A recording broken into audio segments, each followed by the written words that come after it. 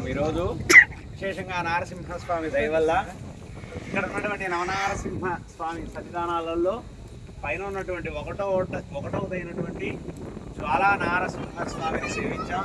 అక్కడే హిరణ్యకశిపుడితో విధ్వంసం చేసి వారి ప్రాణాలను ఆ గరుడ పీఠం మీద స్వామి హరించాడని జ్వాలలో తెలుసుకున్నాం. ఆ జ్వాలా నారసింహస్వామిని సేవించాం. రెండవది అహోబల నారసింహస్వామి. అహోబల అంటే క్రింద దిగువ నారసింహస్వామి అని అనుకున్నాం. రాత్రి వారిని సేవించాం. ఇక మూడవ క్షేత్రం మాలోల నారసింహస్వామి.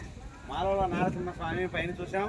అమ్మవారితో కలిసి స్వామి అమ్మవారు అలిగిపోతుంటే అమ్మవారిని తన వామాంకం మీద కూర్చోబెట్టుకొని ఆలింగనం చేసుకుంటాడు స్వామి. ఆమెను చూసి ఆయన లోలుడైపోతాడు అమ్మను చూసి. అందుకే ప్రతి భర్త కూడా భార్య మాట వినాలి అని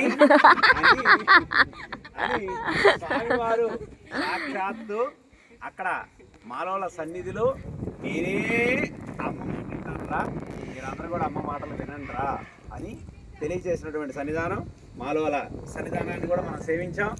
నాలుగవ క్షేత్రం క్రోడ నారసింహస్వామి, భూవరాహస్వామి అని అంటారు. ఆ భూమి పిరాటిని అమ్మవారిని అలా తమ కోరల మీద పైకి అలా లేపి మనందరికీ కూడా విశేష దర్శనాన్ని కూడా అక్కడ అనుగ్రహించారు. క్రోడ నారసింహస్వామిని కూడా చూసాం. కారంజన నారసింహస్వామి అంటే మనము దిగి వెళ్ళేటప్పుడు రోడ్డు మీదే ఉంటారు. పెద్ద ట్యాంకులు ఉంటాయి, వాటర్ ట్యాంకులు. మనం వెళ్ళేటప్పుడు లెఫ్ట్లో కనిపిస్తుంది. ఆయన ధనుర్బాణాలను పట్టుకొని అంటే హనుమంతుల వారికి దర్శనం ఇచ్చినటువంటి స్వామి కారంజన నారసింహస్వామి. ఒకనాడు హనుమంతుల వారి ప్రాంతానికి వచ్చినప్పుడు ఈ నారసింహస్వామిని చూసి ఇక్కడ నా రాముడు లేడే అని అనుకుంటున్నప్పుడు కారంజన అంటే గానుగ చెట్టు, ఆ గానుగ చెట్టు క్రింద ఆ నారసింహస్వామి దర్శనమిచ్చి విశేషంగా నువ్వు రాముడు కావాలా, నీకు రాముడైతే ఒక క్షణం అలా కళ్ళు మూసుకోవయా అని చెప్పి హనుమంతుల వారిని అలా కళ్ళు మూసుకొని కళ్ళు తెరిసేసరికి ఈయన ధనుర్బాణాలను పట్టుకొని ఈనాటి నారసింహుణ్ణి ఆనాటి రాముణ్ణి నేనే అని హనుమంతుల వారికి దర్శనమిచ్చినటువంటి స్వామి కారంజన నారసింహస్వామి. 5వ సన్నిధానం. ఈ 6వ సన్నిధానం భార్గవ నారసింహస్వామి. మనం దిగి వెళ్ళేటువంటి రోడ్లోనే కొంచెం క్రిందకి వెళ్ళే సందర్భంలో ఒక 5-6 కిలోమీటర్లు ఉంటున్నారు, లోపలికి వెళ్ళాలి. అది కూడా ఈసారికి మనకు దర్శనం లేదు. ఎప్పుడు ఆయన అనుగ్రహించినప్పుడు చూశారు కదా. అహోబిలం వచ్చిన తర్వాత 2 రోజులు మనం ఇక్కడ ఉండాలి. అయ్యా 2 రోజులు ఉంటే అందరినీ సేవించవచ్చు, వారి అనుగ్రహణ ఉంటే. ఓకేనా? ఇప్పటి వరకు మనము భార్గవ నారసింహస్వామి, అక్కడ భార్గవ నారసింహస్వామి పరశురాముడికి దర్శనం ఇచ్చినటువంటి సన్నిధానం. పరశురాముల వారు నాకు నారసింహస్వామి వెనక రూపం కావాలంటే ఆ వెనక రూపాన్ని కూడా దర్శింపచేశారు ఆయన విశేషంగా. అలా ఉంటుంది. ఇక్కడ యోగానంద నారసింహస్వామి. యోగానంద నారసింహస్వామి అంటే మనం ప్రహ్లాద బడిలో చూసారా, అక్కడ యోగానంద నారసింహస్వామి అంటారు. అలాగే క్రింద కూడా బ్రహ్మగారికి దర్శనం ఇచ్చినటువంటి యోగానంద నారసింహస్వామి అంటారు. రైట్ అమ్మా. అలా యోగానంద నారసింహస్వామి అక్కడ క్రింద ఉంటారనమాట. అలాగే ఇటు వస్తే ఛత్రవట నారసింహస్వామి మనం చెప్పుకున్నాం చూసారా. క్రింద ఆహా ఓహో గంధర్వులు ఆకాశ మార్గాన వెళ్తూ ఉన్నప్పుడు వారు వెళ్తున్నటువంటి పుష్పక విమానం, అంటే నేడు మనం వెళ్తున్నటువంటి ఫ్లైట్, వారికి ఒక్కొక్కరికి ఒక్కొక్క పుష్పక విమానం ఉంటుంది.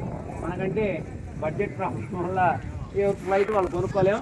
మనం కొనుక్కుంటే దానికి చాలా తతంగాలు ఉంటాయి కాబట్టి. కానీ దేవీ దేవతలందరికీ కూడా ప్రతి వారికి ఒక్కొక్క ఫ్లైట్ ఉంటుంది, పుష్పక విమానం అంటారు. అలాంటి పుష్పక విమానంలో వారు వెళ్తూ ఉంటే క్రింద ఉన్నటువంటి నారసింహస్వామి తన వామాంకం మీద తొడ మీద ఎలా తాళం వేస్తున్నారట. వాళ్ళు పైన గంధర్వులు పైన పాడుకుంటూ పోతుంటే ఈయన కింద తాళం వేస్తున్నారట. ఆ క్షేత్రానికి వచ్చేసరికి ఆ పుష్పక విమానం కాస్త ఆగిపోయింది. ఏంట్రా ముందుకు పోవట్లేదని చూస్తే అప్పుడు క్రింద ఈయన తాళం వేస్తున్నాడు. ఓహో, ఇక్కడ నారసింహస్వామిని మనం సేవించకుండా ముందుకు వెళ్తున్నాం కదా, అందుకు ఆయన ఆపాడని చెప్పి ఆ ఫ్లైట్ని వెంటనే ల్యాండింగ్ చేసేసి క్రిందకి వచ్చి ఆ నారసింహస్వామిని తమ గానామృతంతో ఆనందింపచేసి ఆయన అనుగ్రహాన్ని పొంది అక్కడి నుంచి ముందుకు వెళ్ళినటువంటి సన్నిధానం ఆహా ఓహో గంధర్వ సేవిత ఛత్రవట నారసింహస్వామి. ఆయన కూడా నిదానంగా చేయిద్దాం. ఆ పైన ఉన్నటువంటి వారు పాములేటి నారసింహస్వామి, పావన క్షేత్రం అంటారు. అది 9వ క్షేత్రం. ఆ పావన క్షేత్రంలో అమ్మ చెంచులక్ష్మి అమ్మవారి కోసం ఇటు ఉంది కదా, అటు ఉన్నటువంటి పర్వతాలన్నీ శేషాచల పర్వతాలు, ఇటు పక్క ఉండేసరికి గరుడాద్రి పర్వతము అంటారు. ఈ గరుడాద్రి పర్వతంలో అమ్మవారి ఆసనము నివాసనము అన్నీ ఇక్కడే ఉంటాయి. ఆమె ఆడుకున్నటువంటి గుహ, ఆమె ఆడినటువంటి చెట్లతో కూడినటువంటి ఉయ్యాళ్ళు అప్పుడు మేము కొంతకాలం క్రిందట చూసాం. మరి ఇప్పుడు ఉన్నాయో లేదో తెలియదు. మాకు ఒకే రోజు ఆ నారసింహస్వామి దయ వల్ల ఒకే రోజు నవనారసింహుని సేవించే భాగ్యం ఇచ్చారు ఆ నారసింహస్వామి. అప్పుడు ఒక్కసారి మాత్రమే ఇచ్చారు. ఇక మరలా ఇవ్వట్లేదంటే భక్తులందరినీ వదిలి వెళ్ళాలంటే కష్టంగా ఉంటుంది కాబట్టి అందుకని నేను ఎంతమందికి దర్శనం ఇస్తే, ఎన్ని క్షేత్రాలు దర్శనం ఇస్తే అన్ని క్షేత్రాలు సేవించండి అని ఆయన ఇస్తున్నారు. ఆయన అందుకే మనం బయలుదేరేటప్పుడు చెప్పేది చూసారా, పొద్దున బయలుదేరేటప్పుడు మనము ఇక్కడికి రావటమే మన పని. ఇక్కడ నుంచి ప్రతి పని కూడా ఆయన కింద ఉంటుంది, అంతే కదా. ఒక ముఖ్యమంత్రి ఇంటికి మనం వెళ్ళామనుకోండి, ఆయన ఎప్పుడు ఎవరిని కలవాలి, ఎక్కడికి వెళ్ళాలి, ఏంటని ప్రోటోకాల్ మొత్తం ఆయన నడిపించినట్లుగా మనము మన ఇళ్ళ నుంచి ఈ స్వామి సన్నిధికి రాగానే, ఆయన ఇంటికి రాగానే ఆయన ఏం చేస్తాడు, ఎప్పుడు ఎక్కడికి తీసుకువెళ్ళాలి, ఎప్పుడు ఎవరిని దర్శింపజేయాలి, వీరికి ఆనందాన్ని ఏ విధంగా అందించాలని ఆ నారసింహస్వామి ఆనందింపచేసి మనందరినీ పొద్దున ఎక్కడి నుంచి చూసినప్పుడు అమ్మో అనుకున్నామా, ప్రహ్లాద బడికి పోయేటప్పుడు హంతెత్త అనుకున్నాం. అందరిని ఎక్కిచ్చాడు కదా, అందరిని ఎక్కిచ్చాడు, అందరికీ హాయిగా ఆనందాన్ని ఇచ్చాడు. అదే మనం ప్రహ్లాద బడి దగ్గర ఆగుదాం అనుకున్నాం కొంతమంది కదా, ఆగుంటే ఆ అమృతాన్ని మిస్ అయ్యేవాళ్ళం కదా. ఎంత బాగా చదువుతున్నారు నాగేంద్ర స్వామి. మరి ఆ అమృతాన్ని మిస్ అయ్యేవాళ్ళం, అమృతము లాంటి ప్రసాదాన్ని కూడా మనం మిస్ అయ్యేవాళ్ళం కదా. ఆ ప్రసాదం కోసం, భగవంతుడి ఆనందం కోసమే మనందరినీ ఇలా నవనారసింహస్వామి ఆయన అనుగ్రహంతో, ఆయన పిల్లలం మనమందరం కాబట్టి ఆయన తన ఇంటికి తీసుకొని వచ్చి అందరికీ ఆనందాన్ని ఇచ్చి, ఎవరికైనా బాధలు దుఃఖాలు ఉన్నాయా ఎవరికన్నా లేదు, అందరం ఆనందంగా ఉంటాం. అదే మన ఇంట్లో ఉంటే మా తోడుకోళ్ళు పెళ్ళికి పిలవలేదండి, మా అక్కోళ్ళు మమ్మల్ని అలా చేయలేదండి, మా పెళ్ళికి పోతే మర్యాద చేయలేదండి అని అనేక బాధల్లో ఉంటాం. కానీ భగవంతుడి సన్నిధికి వస్తే ఏమీ ఉండవు.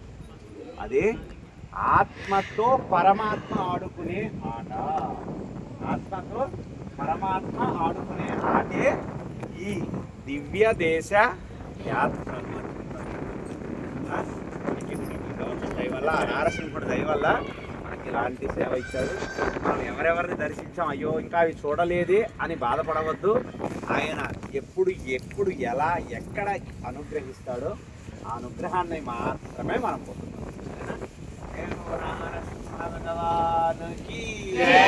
చూసారా, మీరు అంతా వెళ్ళిపోతామన్నారా, వెళ్ళిపోతామంటే ఆయన ఇదిగోండి మరలా పంపించాడు.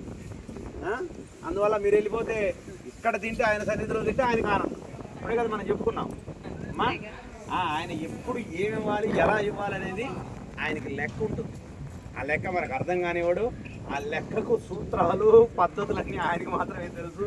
కాకపోతే ఆ ఆనందాన్ని మనము తెలుసుకొని ఆస్వాదించడమే గొప్పతనం కదా. చూసారా, పైకి పోతే నివేద ప్రసాదమైనటువంటి యోగానంద నరసింహస్వామి పెట్టారు. ఇక్కడ మనం పొద్దున ప్రసాదం తీసుకొని, మాకు ఎప్పుడు పొద్దునే పోయేటప్పుడు కాలక్షేప మండపంలో ప్రసాదం సడగోప స్వామి వారు ఇస్తారు. ఆ ప్రసాదం తీసుకొని మేము బయలుదేరే వాళ్ళం. పొద్దున అనుకున్నామా, అయ్యో దొరకలేదు అనుకున్నామా, ఆయన ఏం చేశారు, స్వామి పొద్దున మీరు వస్తారని చాలాసేపు చూసారు స్వామి, మీరు కనపడలేదు, అది నేను మీకోసం ప్రసాదం తీసుకెళ్ళి. ఆయన అనుగ్రహణ మన మీద అలా ఉంటుంది. హాయిగా వరుణదేవుడు, వాయుదేవుడు కూడా ఈ ఆనందాన్ని మనకు అందించడం కోసం ఈ గాలిలో మనం, ఈ శ్వాసలో మనం ఉన్నాం అనుకోండి. ఇంట్లో ఏసీ వేసుకుంటే ఏం రోగాలు వస్తాయో మనకే తెలియదు. కానీ ఈ మన మూలికలతో కూడినటువంటి ఈ ప్రకృతి వాయువులను మనం పీలిస్తే మన లోపల ఉన్నటువంటి దేహ మలినాలన్నీ కూడా పటాపంచలవుతాయని పెద్దలు చెప్తుంటారు. అలాంటి ఈ ఆనందాన్ని మనకిచ్చినటువంటి ఆ నారసింహస్వామికి మరొక మారు కృతజ్ఞతలు తెలుపుతూ, అహో బల నారసింహ భగవానుకి జై, అహో బల నవ नारसिंह भगवान की जय हो नारसिंह।